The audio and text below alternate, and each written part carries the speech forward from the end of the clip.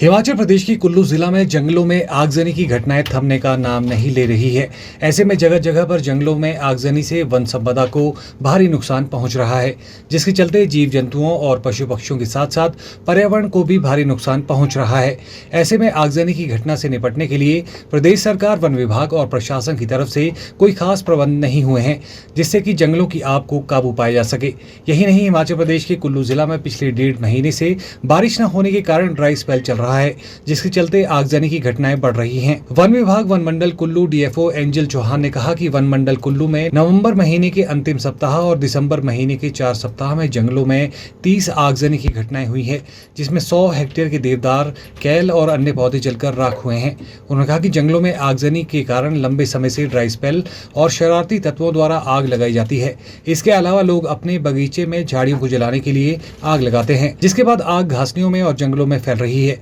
जिससे जंगलों को काफी ज्यादा नुकसान हो रहा है। यदि हम आपको कुल्लू मनाली के जो जंगलों में जो आगजनी की अलग अलग घटनाएं जो अभी विंटर सीजन में हो रही है उसकी बात कर लें, तो इसका सबसे जो मेन कारण है वो तो जो बहुत लंबा ड्राई स्पेल हो गया है, जो यहाँ पे बारिशें नहीं हुई है, तो और पूरे के पूरे जंगल में जंगल घासनियाँ बिल्कुल सब कुछ ड्राई हो चुका है। तो जो हम देख रहे हैं कि घासनियों में जो आग है वो धीरे धीरे जंगल में स्प्रेड कर जाते हैं। कई बार लोग अपने जो बगीचों की जब सफाई करते हैं, जो उससे आग लगाते हैं, कई बार वो भी स्प्रेड करके जंगलों में लग जाती है। और हमने देखा है कि जो तकरीबन 99% जो जितनी भी आग की घटनाएं हैं वो ह्यूमन ही है, ह्यूमन एरर की वजह से ये सारी आग की घटनाएं हो रही हैं। तो यदि हम नंबर्स ऑफ फायर की बात करें तो कुल्लू डिवीजन के तहत तकरीबन अभी तक 31 अलग अलग फायर की घटनाएं हो गई है जो इस विंटर सीजन में हुई है। एरिया की हेक्टेयर्स में बात करें तो जो कुल्लू डिवीजन के तहत तकरीबन अभी हमारे पास 85 हेक्टेयर